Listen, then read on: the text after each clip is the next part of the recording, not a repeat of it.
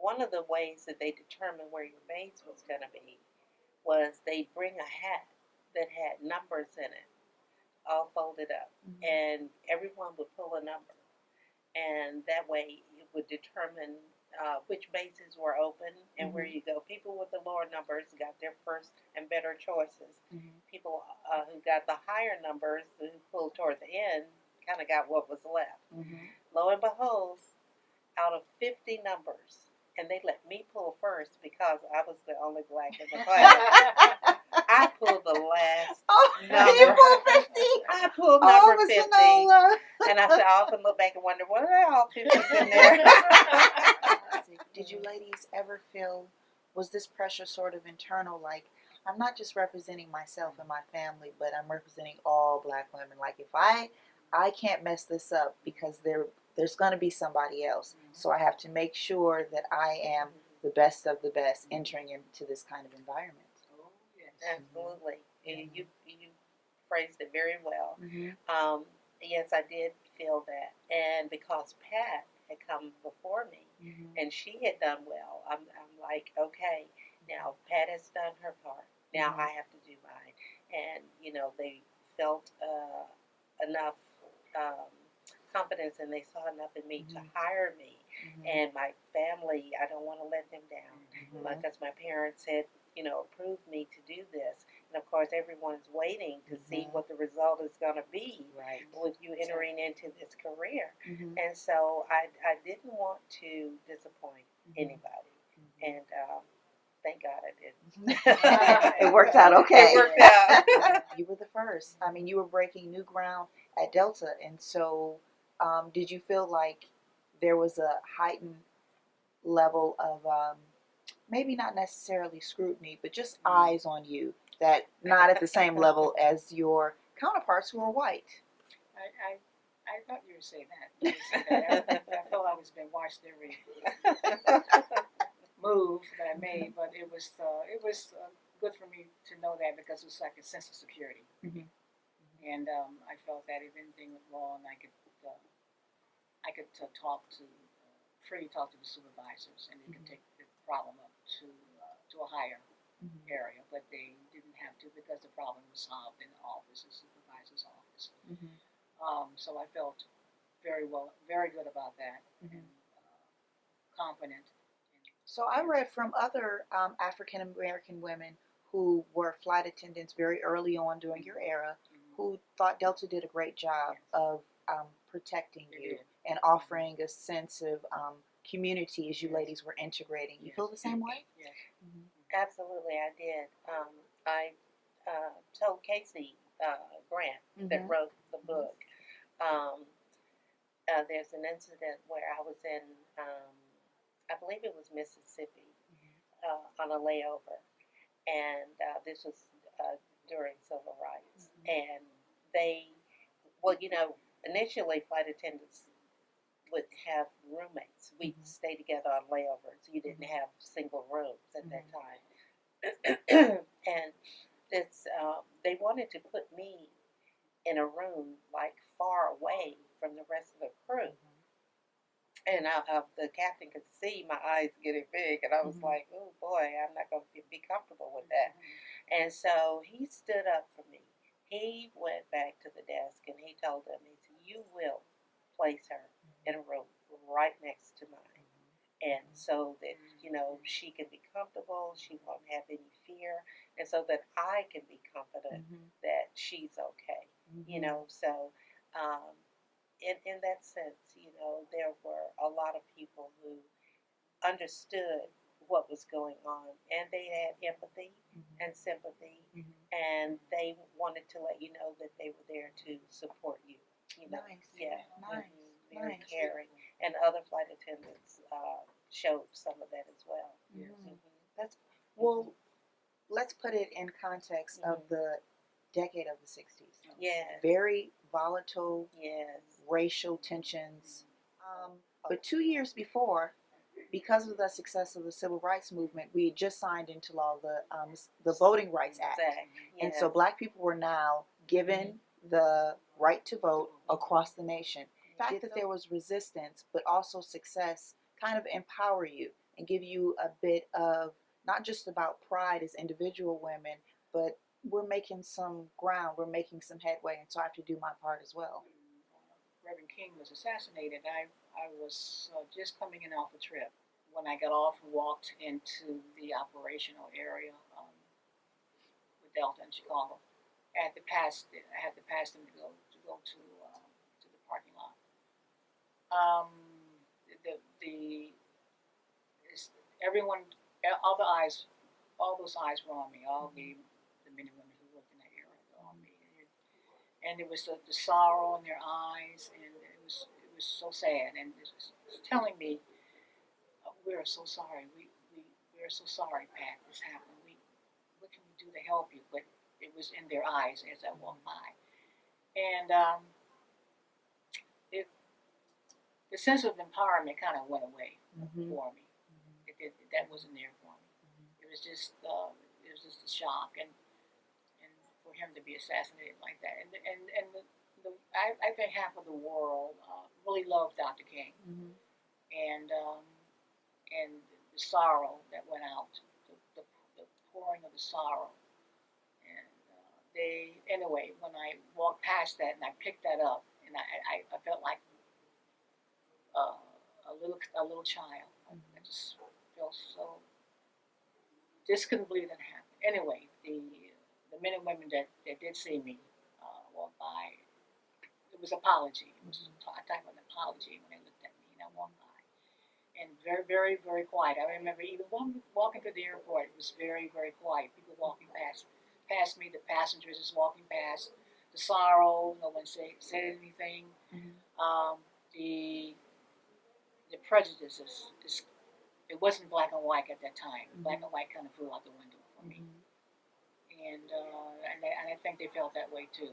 I think we all came in as a unity, as one person. Maybe a pouring out of love came out too, among some of the airline folks and the women and the men, all the operational area in Chicago, including cabin service, come together as unity. And again, second time, the black and white position went out the window for me. So everyone who worked with me on that day. So. There was no integrated housing. I had to go to Memphis. We had a base in Memphis at the time. And I wanted to be in Atlanta so badly. You know, I didn't want to be away from my family and friends. Starting out this new career, I needed that support. But as fate would have it, I had to leave and go there. And there were some other Caucasian flight attendants who also got Memphis, of course, and they wanted to room with me. They offered to be roommates. But, you know, Jim Crow laws at that time, it was against the law. No integration, no integrated housing. So someone at the training center contacted a family, a clergy. It was an Episcopalian priest that they notified in Memphis, got in touch with, and told them the situation and see if he could help. And so he found this wonderful black family in Memphis. There was Juanita and Johnny Arnold, and he broke ground with the Anheuser-Busch company back in the day. He was a very high up position with them, and the mother was a homemaker, but they had two children, Janet and Twiffy Arnold. Now, Twiffy was away at college. I believe he went to Fisk University, and Janet was away somewhere she may have been at Howard or some other school. But anyway, make a long story short, they allowed me to stay with this family. This family agreed to take me in. So I took Janet's room because she was away at college. And they adopted me just like I was one of their own. And it was just a wonderful experience. And I was very thankful for that.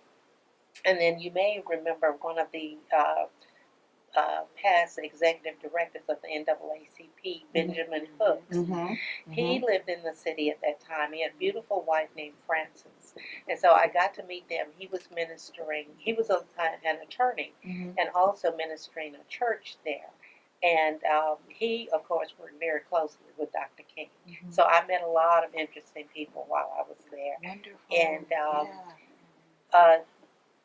when Dr. King was assassinated, I was on a trip, and we were going on layover. The entire crew was getting on the elevator to go up to our rooms at the hotel, and someone said, you know, well, it had already been announced earlier that Dr. King had been killed.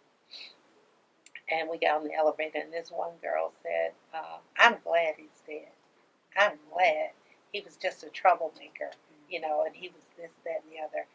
And it was like I was paralyzed. You know, I didn't think who could be that cold and uncaring that this man has given his life for a cause. This man had a wife, he had children, he was a decent human being. And how can you just say that, you know, especially in my presence, with me being the only African American on the elevator at that time. So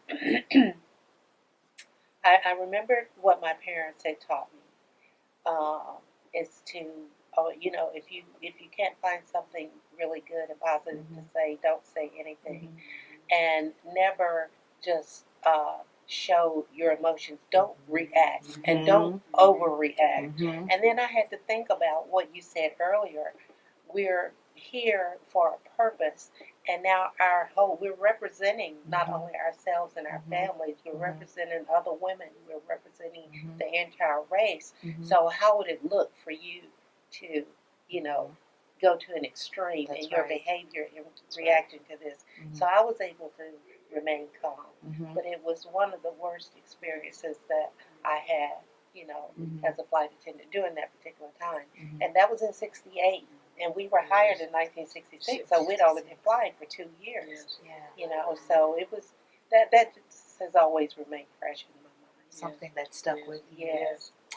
How did you ladies feel the first time you put on your Delta uniform and boarded the plane? And do you remember where you were going and what type of plane you were on?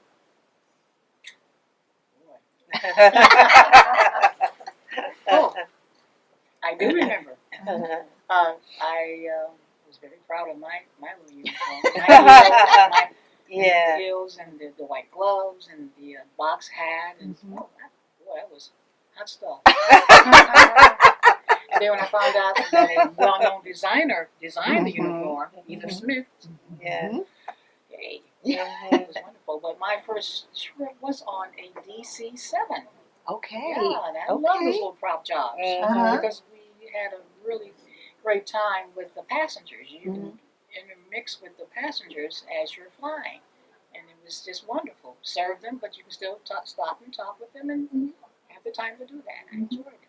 It was great. Hot stuff in that uniform. Hot stuff. I had a few little racial slurs here and there. But, I said, I'm too hot for I'm this. Here now. I'm here, and you just sit And there. you're not leaving, right? You're not going anywhere. I'm not going anywhere, so I'm enjoying myself here. So you're talking about some of the passengers' initial reaction to seeing you on the plane. Yeah. Did it ever get I got over it. Too bad that there was ever a moment like, you know what? I've made my mark, but I'm done. I'm done. I don't have time for this. I want to go. I mean, did you ever get to that point where you said, I've had enough? I did. You did? I did. And I said, oh, wait. When I said back a couple of, 1 hour ago, when I said back, I felt that when I said I was done, I'm out of here, I knew they would have had somewhere else to take my place. Again, I'll say it again, back of my head, in my heart. Don't leave. You know that they have someone waiting in the wings to take your place. If you decide to leave.